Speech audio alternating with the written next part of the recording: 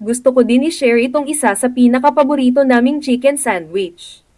At ito nga ang zinger sa KFC fast food restaurant. Kumain ulit kami nung isang araw sa KFC at itong KFC zinger ang binili ko. Paborito ko to dahil chicken breast Philly talaga siya. May crunchy-crunchy siya dahil breaded fried chicken siya, pero soft and juicy yung meat niya sa loob na medyo hot and spicy ang flavor.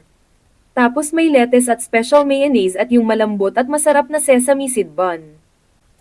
Para sakin, masarap talaga siya at nag-e-enjoy ako dito sa chicken sandwich na ito. Actually, pati family ko, gustong gusto din nila ito.